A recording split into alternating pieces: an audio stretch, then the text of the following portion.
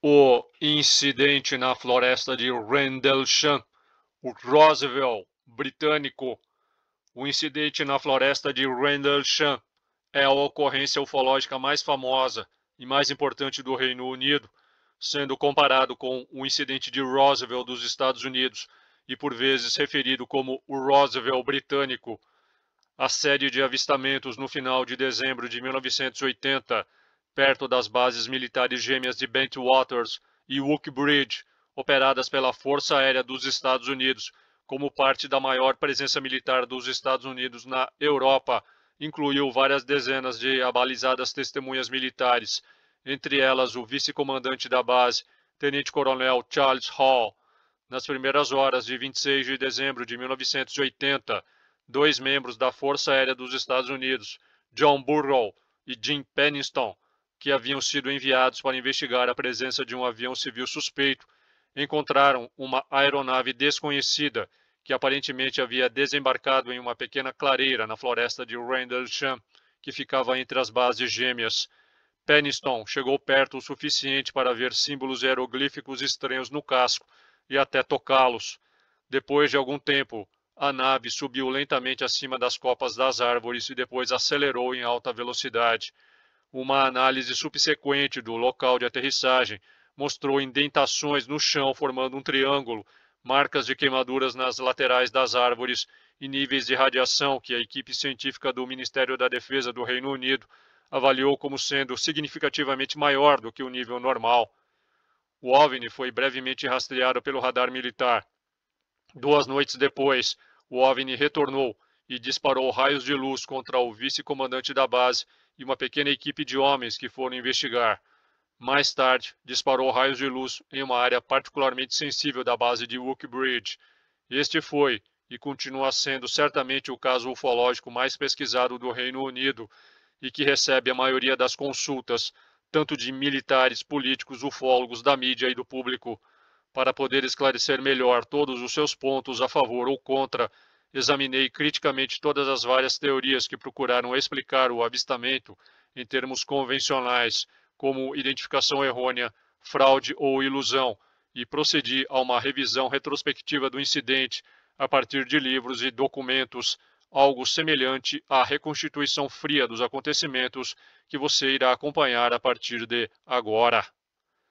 Em 1984, a ufologia foi chacoalhada com o lançamento do livro Claros Desígnios, o encobrimento governamental da experiência OVNI de Lawrence Fawcett e Barry J. Greenwood, ambos pertencentes à organização norte-americana CAOS, Cidadãos contra o Segredo dos OVNIs, cuja árdua batalha para obter a verdade dos fatos do governo norte-americano em relação aos OVNIs vinha mexendo fundo com os círculos governamentais daquele país. Com um prefácio do astrofísico Joseph Allen Hynek, Claros Desígnios foi acompanhado por um outro livro, intitulado Queda do Céu, uma conspiração cósmica, de Brenda Badley, Dot Street e Jane Randall. Ambos tratavam do escandaloso incidente ocorrido na base da Real Força Aérea de Bentwater, sudeste da Inglaterra, a cerca de 130 quilômetros a nordeste de Londres e nas imediações da floresta de Rendlesham, próxima de Wookbridge, em Suffolk, onde se erguiam um farol e alguns edifícios antigos destinados à pesquisa de equipamentos de radar. Seu nome foi tirado de 2 chalés que estavam no local da pista principal durante sua construção em 1943. A estação foi usada pela Real Força Aérea durante a Segunda Guerra Mundial e pela Força Aérea dos Estados Unidos durante a Guerra Fria, com os campos de pouso de Bentwater e Wookbridge sendo conhecidos pelos norte-americanos como bases gêmeas. É preciso deixar bem claro, no entanto, que os eventos ocorreram fora da Real Força Aérea Wookbridge, que era usada na época pela Força Aérea dos Estados Unidos.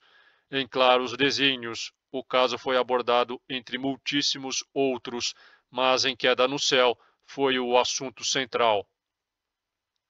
O então tenente-coronel, hoje coronel aposentado da Força Aérea dos Estados Unidos, Charles Irwin Hall, que havia servido no Vietnã, Japão e Coreia, e fora recém-designado para vice-comandante da base, escreveu um memorando, conhecido como Memorando Hall, sob o título Luzes Inexplicadas, em 13 de janeiro de 1981, posteriormente enviado ao Ministério da Defesa e liberado pelo governo norte-americano em 1983, sob a Lei de Liberdade de Informação. O atraso de 2 semanas entre o incidente e o relatório pode ser responsável por erros nas datas e horas fornecidas, como veremos adiante. Posteriormente, a ufóloga inglesa Jenny Randall conseguiu uma carta do Ministério da Defesa britânico, conhecido como SF-4, admitindo a veracidade do caso e o fato deles não terem explicações para o mesmo. Por volta das 3 horas da manhã de sexta-feira, 26 de dezembro de 1980, relatado como 27 de dezembro por Hall em seu memorando ao Ministério da Defesa do Reino Unido, John Burrow e Bud Parker, ambos patrulheiros da Real Força Aérea, estavam vigiando o portão leste da Real Força Aérea Wookbridge, quando viram um objeto descer do céu e tocar o chão da vizinhança floresta Rendlesham sem fazer qualquer barulho. Podia-se ver apenas uma massa de luzes coloridas que, segundo eles, se parecia com uma árvore de Natal. Essas luzes foram atribuídas pelos astrônomos a um pedaço de entulho natural visto queimando como uma bola de fogo no sul da Inglaterra naquela ocasião. O sargento Burrow ligou para a base e, em poucos minutos, o sargento patrulheiro de segurança James Jean Peniston dirigiu-se ao local em um jipe dirigido por Herman Kavanagh. Assim que se aproximaram, os dois militares viram as luzes entre as árvores que pensaram ser de uma aeronave abatida. Um campo elétrico parecia envolver o bosque, o que dificultava contatos por rádio. Peniston e Burrow entraram sozinhos no bosque e, à medida que se aproximavam de uma clareira, notaram que o ar transbordava energia. Tudo estalava e crepitava, como se estivesse no meio de uma tormenta elétrica. Começaram a sentir um formigamento na pele e seus cabelos ficaram de pé.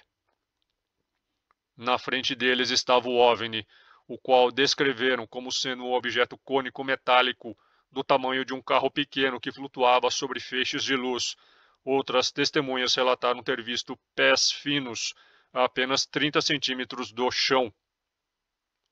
O OVNI estava envolvido por uma aura nebulosa e nas laterais ostentava marcas pretas que pareciam pintadas. Chegar perto do objeto era algo impossível, segundo os oficiais. Era como nadar em um mar melado. Eles queriam avançar, mas não conseguiam se mexer. Mesmo assim, Peniston garantiu ter chegado perto o suficiente para ver símbolos hieroglíficos estranhos no casco e tocá-los. Inesperadamente, o objeto emitiu uma luz e começou a se erguer, enquanto a fauna do bosque entrava em uma frenética atividade. Pássaros voavam, cervos corriam para procurar esconderijo, etc. Animais de uma fazenda próxima também pareciam estar excitados ou irritados com o que estava acontecendo, pois demonstravam um comportamento anormal. Os dois homens continuaram de pé, olhando fixamente para o céu, até que o OVNI desaparecesse.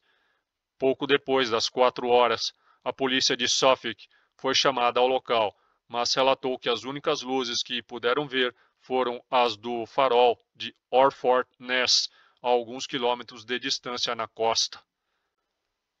Ao amanhecer de 26 de dezembro, poucas horas depois do contato de Burrow e Peniston, os militares voltaram a uma pequena clareira perto da borda leste da floresta e encontraram sinais inequívocos da presença do OVNI. 3 pequenas impressões no solo gelado, em um padrão triangular, os quais coincidiam com a localização dos pés que os homens tinham visto debaixo do OVNI, assim como marcas de queimaduras e galhos torcidos e quebrados em árvores próximas. Um avião que sobrevoou o local captou sinais de radiação infravermelha na floresta. Às 10 horas e 30 minutos, a polícia local foi chamada novamente, desta vez para ver as impressões que eles pensaram que poderiam ter sido feitas por um animal. Essas 3 marcas misteriosas foram algumas das únicas evidências físicas que corroboraram os relatos das testemunhas do pouso do OVNI. A empresária e ufóloga britânica Georgina Bruni Em seu livro de 2001, Você Não Pode Contar às Pessoas, o relato definitivo do OVNI na floresta de Rendlesham, publicou uma fotografia da Real Força Aérea do suposto local de pouso, tirada na manhã seguinte ao primeiro avistamento. Bruni teve acesso aos relatórios da polícia, do Ministério da Defesa e de fontes militares dos Estados Unidos, e seu livro revelou novas informações sobre o incidente, que para ela foi um indubitável encontro alienígena. Ela incluiu entrevistas com os envolvidos, bem como resgatou outros incidentes nunca antes relatados na área. No sábado, 27 de dezembro, durante uma festa de oficiais na base de Bandwater, o tenente Bruce Englund entrou na sala e notificou o vice-comandante da base, tenente-coronel Charles Hall, de que aquilo havia voltado. Hall reuniu seus oficiais de segurança e partiu rumo à região, disposto a investigar e solucionar o caso de uma vez por todas. Assim é que nas últimas horas de 27 de dezembro e no início da madrugada de 28 de dezembro, relatado como 29 de dezembro por Hall, o tenente-coronel Hall liderou uma patrulha para investigar o local de pouso de OVNIs próximo à borda leste da floresta Rendlesham. O patrulheiro Burrow se uniu ao grupo. A primeira coisa que fizeram foi isolar a região para impedir a invasão de intrusos. Uma vez dentro da floresta, Hall não se surpreendeu ao descobrir que o OVNI já não podia ser visto. As lanternas começaram a falhar e o contato por rádio era difícil, como na noite anterior. O segurança da Força Aérea dos Estados Unidos, John Burrow, fez um esboço do que diz ter visto em 26 de dezembro de 1980. Eles fizeram leituras de radiação no Triângulo de Depressões e na área circundante usando um ANPDR-27, um medidor de radiação militar padrão dos Estados Unidos. Embora tenham registrado 0,07 mRöntgens por hora, em outras regiões detectaram 0,03 a 0,04 mRöntgens por hora, em torno do nível de fundo. Além disso, eles detectaram uma pequena explosão semelhante a quase 1 quilômetro de distância do local de pouso. Poucos segundos depois, estranhos ruídos começaram a vir de todas as partes. Hall ordenou a seus homens pelo transmissor que ficassem alerta. Foi durante essa investigação que eles testemunharam várias luzes não identificadas. A mais proeminente delas foi uma luz intermitente a leste, quase em linha com uma casa de fazenda, como as testemunhas haviam visto na primeira noite. O farol de Orford Ness é visível justamente mais a leste, na mesma linha de visão. Os que haviam adentrado mais profundamente na floresta, entre eles Burrow e o sargento Adrian Bustinza, descreveram-no como uma luz brilhante que pousou sobre um pilar de neblina amarelada e se separou como se fosse um arco-íris produzido por um prisma. O objeto, que presumiram ser uma aeronave acidentada, foi descrito como sendo metálico na aparência e triangular no formato, com uma luz pulsante vermelha no topo e uma fileira de luzes azuis embaixo. Hall e sua equipe também não demoraram a ver a luz, até que o objeto disparou rumo ao céu. Depois de um momento de silêncio, viu-se um feixe luminoso se dirigindo à Terra. Hall voltou a reunir sua equipe e tomou o caminho de volta. Hall gravou os eventos em um gravador de microcassete. Em 1984, uma cópia do que ficou conhecido como Fita Hall foi liberada para os ufólogos pelo coronel Sam Morgan, que então havia sucedido Ted Conrad como superior de Hall. Esta fita narra a investigação de Hall na floresta em tempo real, incluindo leituras de radiação, o avistamento da luz piscando entre as árvores e os objetos parecidos com estrelas que pairavam e cintilavam.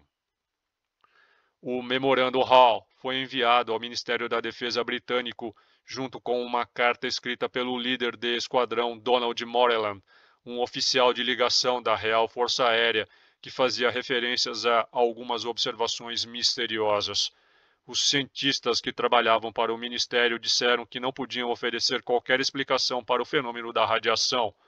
Gravações feitas por radar na noite em questão foram enviadas sob custódia para bases da Real Força Aérea próximas para verificar se alguma evidência da invasão do espaço aéreo britânico havia sido registrada.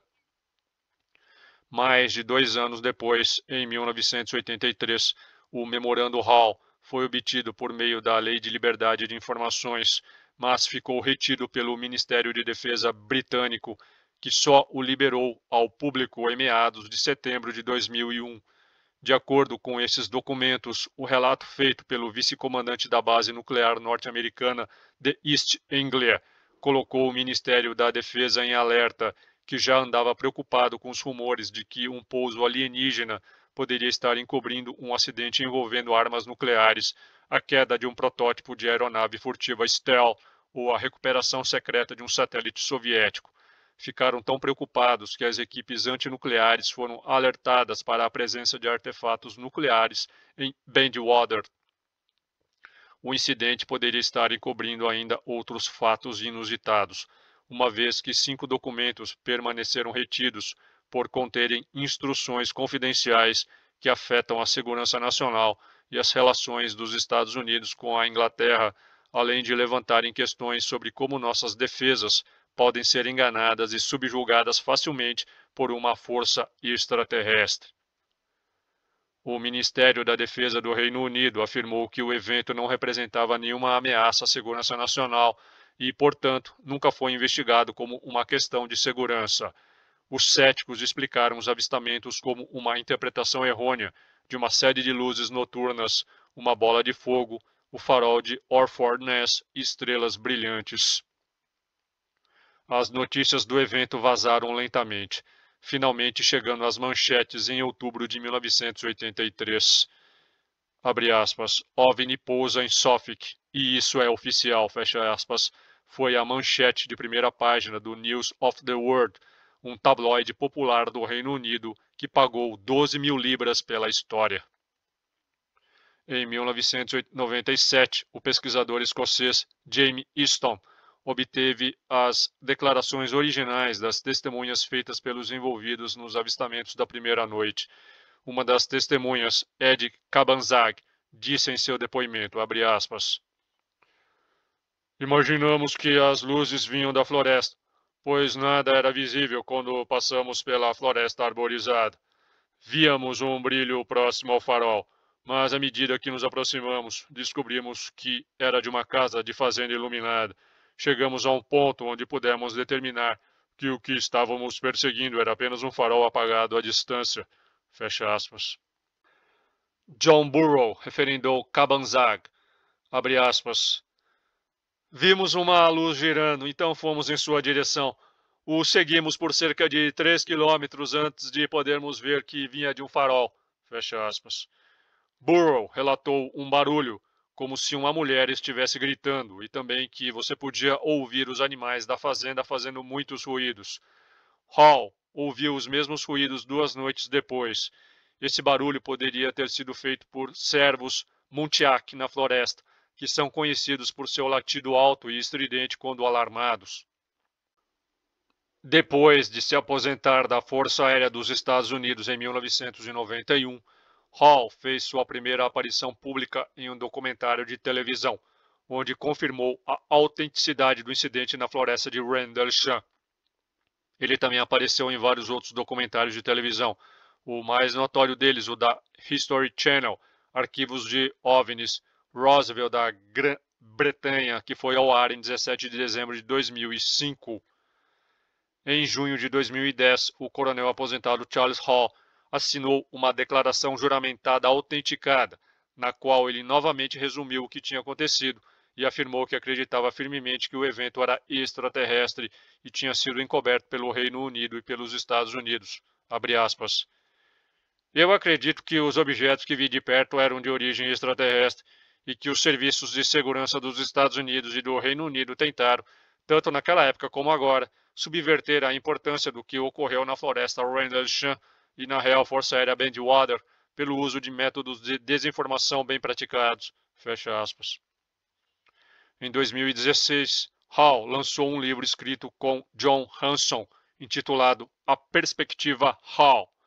Contradições entre esta declaração e os fatos registrados na época do memorando de Hall e na gravação da fita foram apontadas. Em 2010, o comandante da base, coronel Ted Conrad, forneceu uma declaração sobre o incidente ao jornalista investigativo britânico Dave William Clarke, interessado em folclore, fenômenos forteanos e experiências pessoais extraordinárias.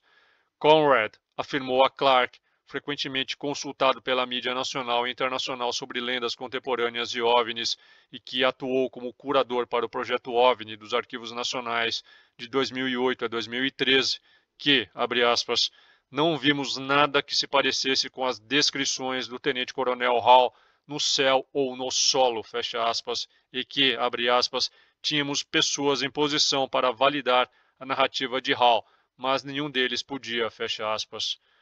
Conrad criticou Hall pelas alegações em seu depoimento, dizendo que, abre aspas, ele deveria estar envergonhado e embaraçado por sua alegação de que seu país e a Grã-Bretanha conspiraram para enganar seus cidadãos sobre esta questão, fecha aspas.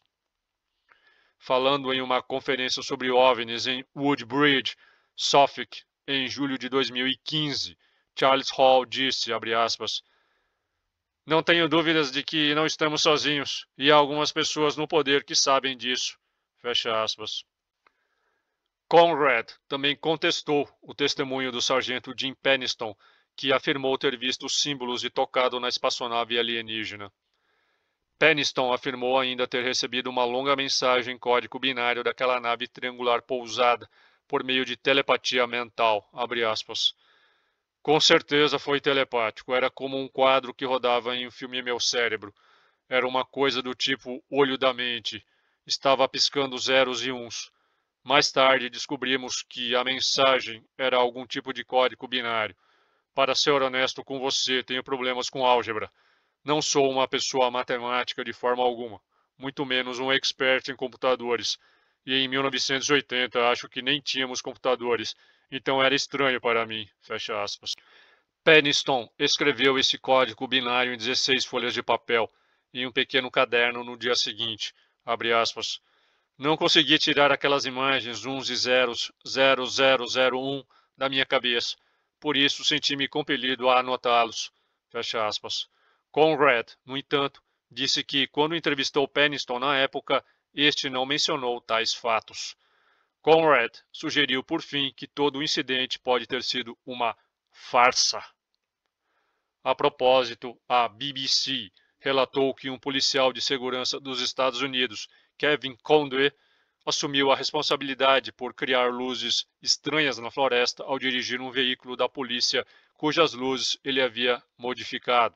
No entanto, não há evidências de que essa pegadinha tenha acontecido nas noites em questão.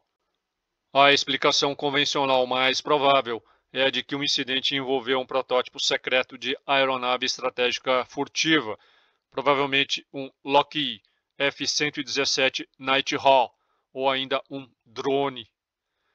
No entanto, nenhuma dessas teorias é conclusiva. De qualquer forma, o Lockheed F-117 é muito semelhante, para não dizer quase idêntico, ao OVNI visto na floresta de Rendlesham. A explicação cética mais plausível é que os avistamentos foram devidos a uma combinação de três fatores principais. O avistamento inicial às 3 horas de 26 de dezembro, quando os aviadores viram algo aparentemente descendo para a floresta, coincidiu com o aparecimento de uma bola de fogo brilhante sobre o sul da Inglaterra, e essas bolas de fogo são uma fonte comum de relatos de OVNIs. As supostas marcas de pouso foram identificadas pela polícia e engenheiros florestais como escavações de coelhos. Nenhuma evidência surgiu para confirmar que algo realmente pousou na floresta. De acordo com os depoimentos das testemunhas de 26 de dezembro, a luz piscante vista da floresta estava na mesma direção do farol de Orford Ness. Quando as testemunhas tentaram se aproximar da luz, perceberam que estava mais distante do que pensavam.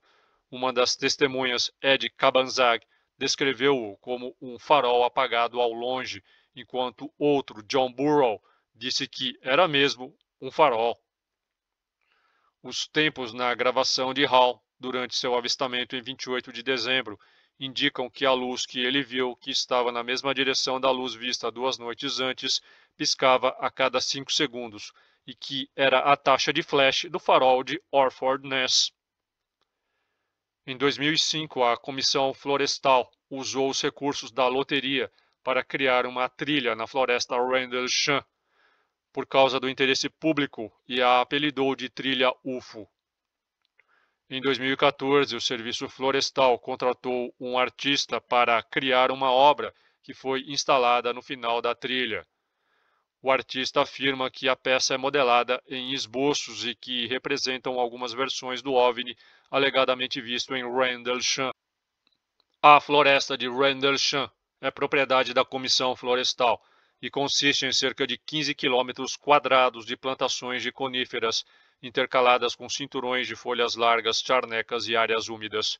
Ele está localizado no condado de Suffolk, cerca de 13 quilômetros a leste da cidade de Ipswich. O incidente ocorreu nas proximidades de duas antigas bases militares, Real Força Aérea Bentwater, que fica ao norte da floresta, e Real Força Aérea Uxbridge, que se estende para a floresta a partir do oeste e é delimitada pela floresta em suas bordas norte e leste. Na época, ambas estavam sendo usadas pela Força Aérea dos Estados Unidos e sob o comando do comandante de ala, Coronel Gordon E. Williams. O comandante da base era o coronel Ted Conrad e seu vice, o tenente-coronel Charles Irving Hall. Os principais eventos do incidente, incluindo o alegado pouso, ocorreram na floresta, que começa na extremidade leste da pista de base, ou cerca de 500 metros a leste do portão leste da Real Força Aérea Uxbridge, de onde os seguranças notaram, pela primeira vez, luzes misteriosas parecendo descer para a floresta.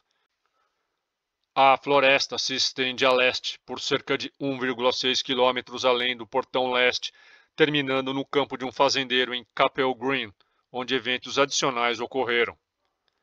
Em 2010, Jenny Randall, que relatou o caso pela primeira vez no London Evening Standard em 1981 e foi coautora com os pesquisadores locais que descobriram os eventos do já citado primeiro livro sobre o caso em 1984, enfatizou suas dúvidas anteriormente expressas de que o incidente foi causado por visitantes extraterrestres, embora sugerindo que um fenômeno atmosférico não identificado de origem desconhecida possa ter desencadeado partes do caso, ela observou, abre aspas, embora alguns quebra-cabeças permaneçam, provavelmente podemos dizer que nenhuma nave sobrenatural foi vista na floresta de Rendlesham. Também podemos ter certeza de que o foco principal dos eventos era uma série de percepções errôneas de coisas cotidianas encontradas em circunstâncias menos que cotidianas.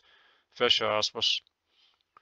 Em dezembro de 2018, o ufólogo David Clark relatou uma versão de que o incidente foi armado pelo Serviço Aéreo Especial, a unidade de forças especiais do Exército Britânico formada em 1941, como um plano de vingança contra a Força Aérea dos Estados Unidos.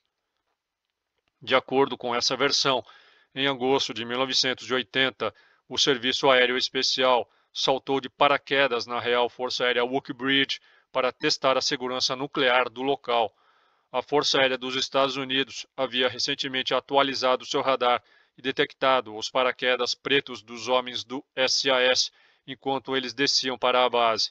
As tropas do Serviço Aéreo Especial foram interrogadas e espancadas com o último insulto de que foram chamadas de alienígenas não identificados. Para cumprir sua vingança, o Serviço Aéreo Especial deu à Força Aérea dos Estados Unidos sua própria versão de um evento alienígena, abre aspas. Com a aproximação de dezembro, luzes e sinalizadores coloridos foram instalados na floresta. Balões de hélio preto também foram acoplados a pipas de controle remoto para transportar materiais suspensos para o céu, ativados por controles remotos. Fecha aspas. Jim Penniston, à esquerda, e John Burrow retornaram a Suffolk em 2010, 30 anos após as alegações de avistamentos de OVNIs na floresta de Rendlesham no Natal de 1980, para dar uma palestra no Woodbridge Community Hall. Peter John Hill Norton, o Barão Hill Norton, oficial sênior da Marinha Real, um almirante aposentado de 5 estrelas que foi ex-chefe do Estado-Maior de Defesa, um cargo no Reino Unido equivalente ao cargo de presidente do Estado-Maior Conjunto dos Estados Unidos e ex-presidente do Comitê Militar da OTAN, a Organização do Tratado do Atlântico Norte, avaliou assim o caso, abre aspas. Minha posição privada e pública expressa nos últimos 12 anos ou mais é que existem apenas duas possibilidades. A. Uma invasão de nosso espaço aéreo e um pouso de aeronaves não identificadas ocorreram em Rendlesham, conforme descrito. Ou B. O vice-comandante de uma base operacional da Força Aérea dos Estados Unidos, com armas nucleares na Inglaterra, e um grande número de homens alistados estava alucinando ou mentindo. Qualquer um deles simplesmente deve ser de interesse do Ministério da Defesa, que tem sido repetidamente negado, exatamente nesses termos. Fecha aspas. Ian William Hidipet, escritor e radialista inglês conhecido como popularizador da astronomia, biógrafo da história das constelações e cético ufológico, concluiu que o caso todo não passou de uma série de confusões e interpretações errôneas com objetos conhecidos, estrelas e luzes comuns, principalmente a do farol de Orford Ness, quanto às alegações dos militares de que o objeto se afastou como se estivesse sob controle inteligente e das marcas de pouso que foram encontradas no solo, das queimaduras em árvores próximas e traços de radiação, atribuiu tudo ao exagero. No artigo que publicou em seu site, Hidipet conta ter entrevistado o guarda florestal Forrester Vince Turketto, que morava a menos de 1 quilômetro do local de pouso do OVNI, o qual lhe teria dito ao ser perguntado sobre o caso, abre aspas, não conheço ninguém por aqui que acredite que algo estranho aconteceu naquela noite, fecha aspas. Então, o que era a luz estranha? É o farol, afirmou ele. O farol de Orford Ness, que os céticos identificaram como a luz piscante vista na costa pelos aviadores, está na mesma linha de visão, cerca de 8 quilômetros mais a leste da borda da floresta. Naquela época, era um dos faróis mais brilhantes do Reino Unido. Turketto traçou em um mapa a direção em que os militares relataram ter visto seu OVNI piscando e constatou que estavam olhando diretamente para o feixe do farol. Na foto, Vince Turketto, entrevistado por Hidipet na floresta Rendlesham para a BBC TV em outubro de 1983. O feixe do farol é visto por cima do seu ombro, acima à esquerda do relógio azul na tela. Hidipet visitou a floresta de Rendlesham no final de 1983 em busca de respostas e constatou que as marcas de pouso há muito haviam sido destruídas quando as árvores foram derrubadas. Vince Turketto as tinha visto e para ele as 3 depressões que eram de forma irregular e nem mesmo formavam um triângulo simétrico não passavam de escavações para coelhos, com vários meses de idade e cobertos por uma camada de agulhas de pinheiro caídas. Quanto às marcas de queimadura nas árvores, não passavam de cortes de machado na casca, feitos pelos próprios silvicultores como um sinal de que as árvores estavam prontas para serem derrubadas. Hidipet viu vários exemplos em que a resina de pinheiro, borbulhando no corte, dava a impressão de uma queimadura. Já os policiais que visitaram o local relataram que não viram nenhum OVNI, apenas o farol de Orford Ness. Como Vince Turketto, eles atribuíram as marcas de aterrissagem aos animais. Você pode ler esta matéria completa em meu Patreon. Torne-se meu patrono e tenha acesso a centenas de conteúdos exclusivos. Dê um like, compartilhe, inscreva-se, torne-se membro e me siga nas minhas redes. Valeu e até mais.